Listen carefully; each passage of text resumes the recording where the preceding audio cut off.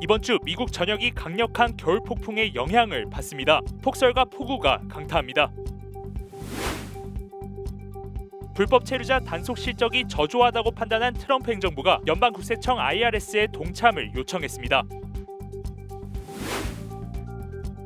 트럼프 대통령 정책과 행정명령에 대해 연방법원이 계속 제동을 걸고 있지만 트럼프 대통령이 법원 결정을 무시한다는 의혹이 제기되고 있습니다. LA 카운티에서 산불 이후 임대료를 10% 이상 올려 최대 5만 달러의 벌금을 내야 합니다. 최근 독감 환자 수가 급증하면서 올해 독감 확산 상황이 15년 만에 가장 심각한 것으로 나타났습니다. 여러분 안녕하십니까? 2월 11일 화요일 SBS 뉴스 시작합니다. 이번 주 미국 전역이 강력한 겨울 폭풍의 영향을 받을 전망입니다. 동부에선 폭설이, 서부에선 폭우가 강타합니다. 철저한 대비가 필요해 보입니다. 오늘 첫 소식 하주은 기자가 보도합니다. 버지니아주의 한 도로입니다. 밤새 내린 눈으로 차선이 보이지 않고 주민들은 직접 제설 작업에 나섰습니다. 현재 미국 전역이 겨울 폭풍 영향권에 들면서 피해가 속출하고 있습니다. 첫 번째 폭풍이 강타한 동부와 중서부 일부 지역에는 많은 양의 눈이 쏟아졌습니다. Figured I'd make the morning commute a little easier and dig the car out. I came out about 30 minutes. Any problem happen in front of your house, your insurance is going to be. 오늘 밤부터는 두 번째 폭풍의 영향으로 24개 주에 폭설 경보가 발령됐습니다. 뉴욕과 일리노이를 비롯해 매사추세츠와 캔자스주 등 일부 지역에는 최대 8인치, 약 20cm의 눈이 예상됩니다. 루이지애나와 미시시피 등 남부 지역에는 내일 오후부터 목요일 새벽까지 토네이도 주의보가 내려졌습니다. 목요일부터는 세 번째 폭풍이 캘리포니아주를 강타할 전망입니다. We are now looking at what will be up to this point, the most significant storm season so far this winter, impacting the greater Los Angeles area from Wednesday into Friday. 특히 산불 피해 지역에 집중호우가 예보돼 홍수와 산사태 위험이 더욱 커졌습니다. 국립기상청은 주민들에게 미리 대피 계획을 세우고 긴급경보에 귀를 기울일 것을 당부했습니다. SBS 하주은입니다. 트럼프 정부의 불법 체류자 단속에 반대하는 시위가 오늘도 LA 다운타운에서 진행됐습니다. 지난 2일부터 시작된 시위는 지난주 계속 이어졌는데 오늘은 사전에 신고한 시위가 아니어서 다운타운 일대 교통체증을 일으켰습니다. 학생들도 포함된 시위대 수백 명은 불법 체류자 단속에 반대하는 편말을 들고 그랜드파크까지 행진하기도 했습니다. 한편 지난 보름간의 단속 실적이 저조하다고 판단한 트럼프 행정부는 체포 추방 작전에 연방국세청 IRS의 특별 수사 요원들까지 동참할 것을 요청했습니다. 트럼프 대통령의 정책과 행정명령에 대해 연방법원이 계속 제동을 걸고 있지만 트럼프 대통령이 법원 결정을 무시한다는 의혹이 제기되고 있다고 영국 일간지 가디언이 보도했습니다. 로드아일랜드주의 존 맥코넬 주니어 연방법원 판사는 수십억 달러의 연방자금 동결 조치를 해제하라는 자신의 판결을 트럼프 행정부가 무시했다고 주장했습니다. 맥코넬 판사는 한 달 전 연방자금을 지원하라고 명령한 결정이 제대로 이행되지 않아 다시 명령한다고 트럼프 행정부에 지시했습니다. 이에 대해 트럼프 행정부는 즉각 항소할 방침을 밝혔습니다. 가디언은 이번 사례처럼 트럼프 대통령이 법원 판결을 따르지 않을 거라는 우려가 법조계 내부에서 커지고 있다고 전했습니다. LA 카운티에서 산불 이후 임대료를 10% 이상 올려 폭리를 취하다 적발될 경우 최대 5만 달러의 벌금을 내야 합니다. LA 카운티 슈퍼바이저 위원회는 임대료 폭리에 대한 벌금을 현재 최대 10,000달러에서 5배 높은 5만 달러로 인상하는 안을 만장일치로 통과시켰습니다. 이 결의안은 비상사태 기간 동안 유효합니다. 현재 캘리포니아 주법은 재난 상황에서 집주인이 임대료를 이전보다 10% 이상 인상하는 것을 금지하며 이를 위반할 경우 최대 1년의 징역형과 $10,000의 벌금형에 처할 수 있습니다. 공항에서 착륙을 시도하던 소형 비행기가 주택 옆으로 추락하는 사고가 발생했습니다. 연방항공청은 오늘 오전 10시 10분쯤 햄프턴 공항 인근에서 소형 비행기 한 대가 추락했다고 밝혔습니다. 착륙을 시도하던 소형 비행기가 나무에 부딪히며 주택가 옆 숲속으로 추락한 겁니다. 비행기 조종사는 스스로 안전하게 비행기에서 빠져나왔으며 지상에 사람이 아무도 없어 부상자는 발생하지 않았습니다. 당국은 사고 원인을 조사하고 있습니다. 최근 독감 환자 수가 급증하면서 올해 독감 확산 상황이 15년 만에 가장 심각한 것으로 나타났습니다. 연방질병통제예방센터 CDC는 지난주 독감과 유사한 증상으로 병원을 방문한 비율이 지난 2010년 독감 팬데믹 이후 최고치를 기록했다고 밝혔습니다. 텍사스주 고들리 독립교육고에서는 학생 650명과 교직원 60명이 독감으로 학교에 가지 못하면서 지난주 3일간 휴교하기도 했습니다. CDC는 이번 독감 시즌 동안 전국적으로 약 2,400만 명의 독감 환자가 발생했고 31만 명이 입원했으며 13,000명이 목숨을 잃은 것으로 추산했습니다. CDC는 독감의 절정이 보통 2월이라며 이번 한 달 동안 각별한 유의를 당부했습니다. 네, 안타까운 소식 하나 전해드립니다. 두 어린이가 호텔 주차장의 자동차 안에서 숨진 채 발견됐습니다. 디트로이트 경찰은 지난 월요일 아이 5명과 함께 벤 차량 안에서 잠을 자던 어머니가 9살 아들과 2살 딸이 숨을 쉬지 않는 것을 발견하고 병원으로 갔다고 밝혔습니다. 두 어린이는 병원에서 사망 판정을 받았습니다. 경찰은 두 어린이가 동사했을 가능성에 무게를 두고 있습니다. 이들 가족은 집이 없어 자동차에서 노숙 생활을 했다고 경찰은 전했습니다. 경찰과 추격전을 벌이던 절도 용의자가 고속도로를 가로질러 도주하는 아찔한 장면이 포착됐습니다. 교통부가 공개한 영상에 따르면 무장강도 용의자는 위스콘신주 I-43번 프리웨이를 가로질러 뛰어갑니다. 뒤따라온 경찰 2명도 차량 사이를 간신히 피하며 추격전을 이어갔습니다. 용의자는 고속도로 경사면 위로 올라가 도주에 성공한 듯 했지만 대기 중이던 경찰에 체포됐습니다. 용의자는 청소년으로 절도와 도주, 도난 차량 운전과 총기 소지 등의 혐의로 기소됐습니다. 디즈니월드의 이용료가 급격히 상승하면서 방문객 증가세가 주춤하고 있습니다. 월스트리트저널에 따르면 두 자녀를 둔 부모가 4일간 디즈니월드를 방문하는 비용은 4,266달러로 5년 전보다 44% 증가했습니다. 가격 상승의 약 80%는 패스트패스와 같은 별도 구매 서비스 때문으로 분석됩니다. 이로 인해 많은 가정에서 디즈니 여행 비용은 부담이 되고 있으며 일부는 빚을 내서 가야 한다고 월스트리트저널은 지적했습니다. 높아진 가격은 실적 부진으로 이어져 지난해 디즈니월드 방문객 수는 전년 대비 1% 증가에 그쳤습니다. 월스트리트저널은 디즈니월드가 젊은 가족들에게 부담스러운 수준이 됐다며 가격 조정이 필요해 보인다고 꼬집었습니다. 네, 이번에는 한국에서 들어온 안타까운 소식입니다.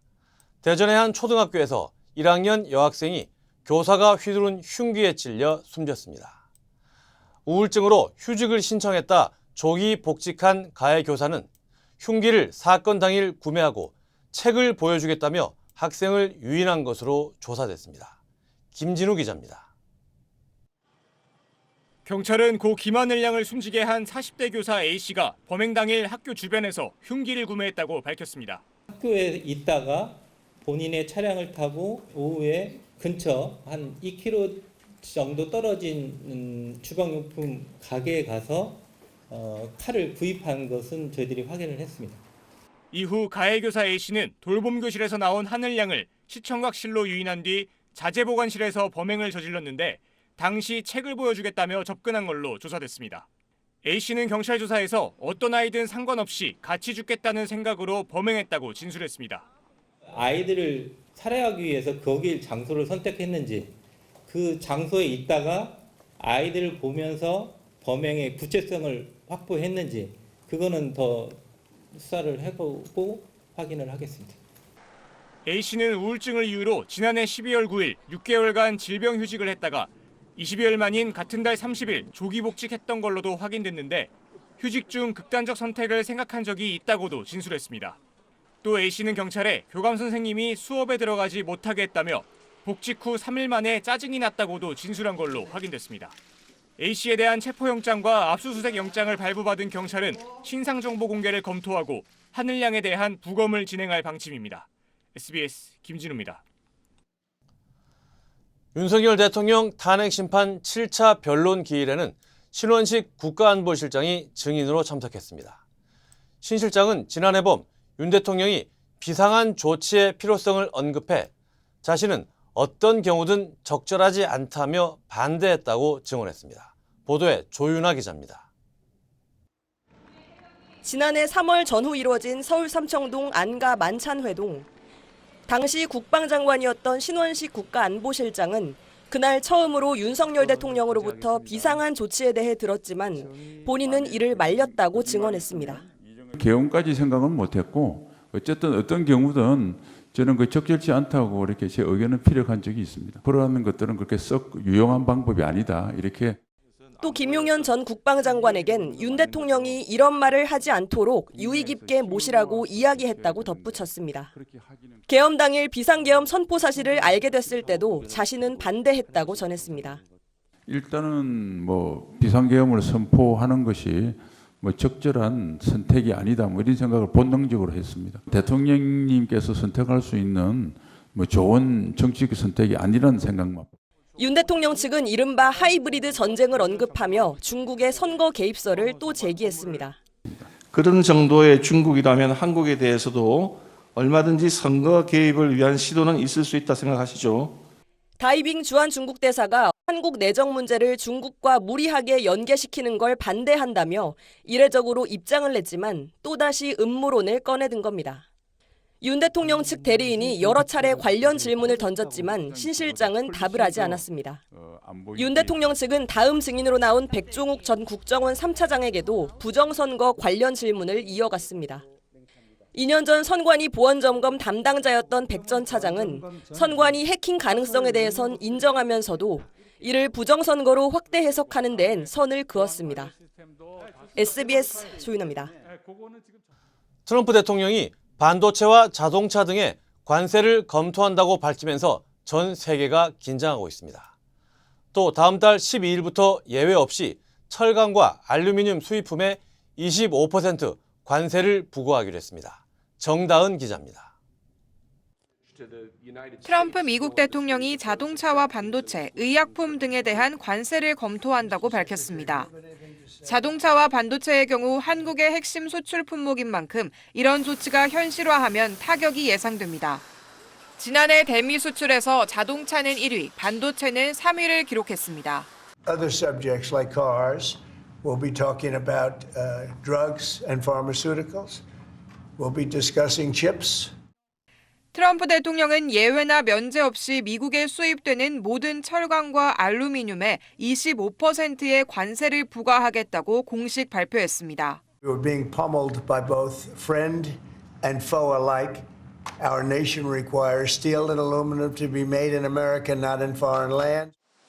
트럼프 일기 때 한국은 철강 수출 물량을 263만 톤으로 제한하는 대신 관세를 면제받았지만 다음 달 12일부터 25% 관세가 부과되고 수출 제한선도 폐지되는 겁니다.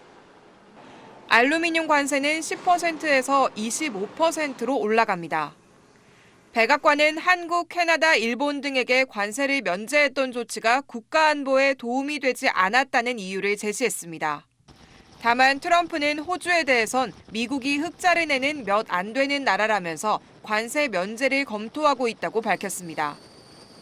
트럼프 대통령은 상대국 관세율에 맞춰 동등한 관세를 부과하는 상호 관세도 공식 발표할 예정입니다. 철강 알루미늄 관세에 이어 상호 관세까지 예고하면서 트럼프발 관세 전쟁은 전방위로 확대되는 양상입니다. SBS 정다은입니다. 프랑스 파리에서 열린 제3차 AI 정상회의에서 참가국들이 AI의 지속 가능성과 포용성을 강조하는 내용의 선언문을 채택했습니다. 그런데 여기 참가한 벤스 미 부통령은 선언문에 서명을 거부했습니다. 파리 곽상은 특파원입니다. AI, 즉 인공지능 분야의 국제 협력을 촉진하기 위한 회의. 하지만 연단에 오른 벤스 미국 부통령의 일성은 아메리카 퍼스트였습니다. AI 분야도 미국 우선주의 정책의 예외가 아니라며 미국의 AI 기술이 세계 표준이 되도록 하겠다고 강조했습니다. The United States of America is the leader in AI, and our administration plans to keep it that way. 미국 빅테크 기업에 적용되는 유럽연합의 디지털 서비스법 등을 언급하며 혁신 산업을 죽일 수 있는 규제라고 비판했습니다. 권위주의 국가가 AI를 무기화하는 것을 막겠다며 중국에 대한 경고도 잊지 않았습니다. 펜스 부통령은 연설을 마친 뒤 바로 회의장을 떠났고 단체 사진 촬영에도 응하지 않았습니다. 주최국인 프랑스와 인도는 물론 중국과 한국 등 약 60개국이 서명한 사람과 지구를 위한 지속 가능하고 포용적인 AI 선언문에도 불참했습니다. 영국도 서명에 참여하지 않았습니다. 해당 선언문엔 AI 분야 국제 협력의 필요성과 함께 포용성과 개방성을 강조하는 내용이 포함됐습니다. 국제법 존중과 인권 보호, 성평등에 대한 성찰 필요성도 담겼습니다. Les États-Unis défendent leurs intérêts, tout à fait compréhensible. 폰데어라이엔 EU 집행위원장은 AI 분야에서 유럽이 미국과 중국에 뒤처졌다는 세간의 평가를 언급하며 앞으로 AI 개발에 2천억 유로, 우리 돈 300조 원을 투입하겠다는 계획을 밝혔습니다. 파리에서 SBS 곽상입니다. 트럼프 대통령이 압둘라 2세 요르단 국왕과 정상회담을 가졌습니다. 미국이 가자 지구를 차지하겠다는 트럼프 구상이 나온 뒤 첫 회동이었는데 트럼프는 미국이 가자 지구를 사는 게 아니라 갖게 될 거라고 거듭 주장했습니다. 워싱턴 남승모 특파원입니다. 트럼프 미 대통령과 압둘라 2세 요르단 국왕의 정상회담 핵심 의제는 가자 지구 처리 문제였습니다. 트럼프 대통령은 팔레스타인 사람들을 요르단이나 이집트 등으로 보낸 뒤 미국이 가자 지구를 인수해 개발하겠다는 입장을 재확인했습니다. 특히 전쟁으로 파괴된 지역을 돈을 내고 구입할 이유가 없다며 그냥 차지하겠다는 뜻을 분명히 했습니다.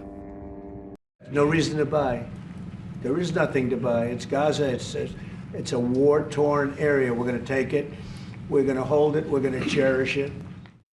요르단이 난민 수용을 거부하면 원조를 중단하겠냐는 질문엔 말하고 싶지 않다며 가능성을 닫지 않으면서도 요르단과 무언가 하게 될 걸로 생각한다며 원조를 위협수단으로 사용할 필요는 없다고 본다고 말했습니다. 압둘라 2세 국왕은 암이나 질병으로 고통받는 팔레스타인 어린이 2,000명을 요르단으로 데려갈 것이라면서도 난민 수용 여부엔 즉답을 피했습니다. We're being invited by Mohammed bin Salman to discussions in Riyadh. I think the point is how to make this work in a way that is good for everybody. 트럼프는 또 하마스를 향해 오는 15일 자정까지 인질을 모두 석방하지 않으면 이스라엘과 휴전이 취소될 수 있다고 압박했습니다. 네타냐후 이스라엘 총리도 최후 통첩에 가세했습니다. אם חמאס לא יחזיר את חטופינו עד שבת בצהריים, הפסקת האש תיפסק וצה"ל יחזור ללחימה עצימה. 트럼프는 요르단과 이집트 같은 인접국 외에 인도네시아나 알바니아 등 다른 나라들도 난민 수용 대상으로 거론해 인종 청소 논란은 더욱 커질 전망입니다. 워싱턴에서 SBS 남승모입니다. 오는 5월까지 타우슨대 아시안 예술문화센터에서 한국문화축제 한마당이 열립니다. 주요 한인사회 소식 이원정 기자입니다. LA의 대표적인 차 없는 거리 행사인 시클라비아가 오는 4월 6일 한인타운에서 열립니다. 메트로가 주최하는 이번 행사는 코리아타운에서 할리우드까지라는 주제로 진행되며 모든 시민이 참여할 수 있는 축제로 도심 속 팝업 공원의 분위기를 경험할 수 있습니다. 소매 약국 체인인 월그린이 다음 달 중 오렌지 카운티 매장 3곳을 폐점합니다. 월그린은 플라센티아와 오렌지, 스타운턴 매장을 폐점하고 이곳에서 근무하는 43명의 직원도 해고한다고 밝혔습니다. 5월까지 타우슨대 아시안 예술문화센터에서 한국을 주제로 한 문화축제 한마당이 펼쳐집니다. 이번 축제에는 연결과 소통, 연합, 봄 시리즈의 일환으로 천민정 작가의 전시회와 볼티모어 작곡가 포럼의 38선 음악회, 연날리기 등 다양한 축제가 열립니다. 제37대 시카고 한인회장 선거가 10년 만에 다시 경선으로 치러지게 됐습니다. 허재현 36대 시카고 한인회 수석부회장이 제37대 한인회장 선거 출마 의사를 밝히면서 지난 3일 출마를 공식 선언한 정강민 전 재미대한 시카고 체육회장과 경선을 붙게 됐습니다. 선거는 오는 3월 8일 한인문화원에서 실시됩니다. 북미 최대 공조 전시회인 AHR 엑스포가 내일까지 올랜도에서 열립니다. AHR 엑스포는 미 남방 냉동 공조학회가 주최하는 행사로 삼성전자와 LG전자 등 1,800여 개의 글로벌 업체가 참여해 가정용과 상업용 최신 제품과 기술을 선보이게 됩니다.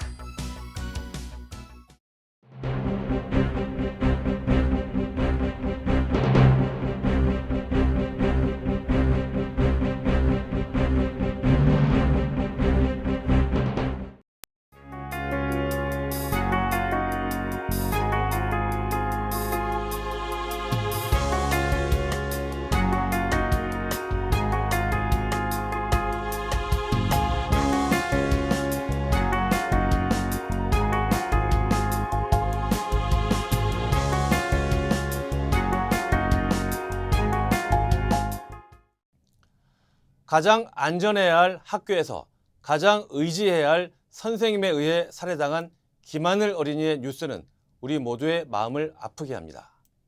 세상의 모든 어린이는 행복해질 권리가 있습니다. 김하늘 양이 하늘나라에서라도 행복하게 안식하길 기도합니다. 2월 11일 SBS 뉴스는 여기까지입니다. 저희는 내일 다시 찾아오겠습니다. 감사합니다.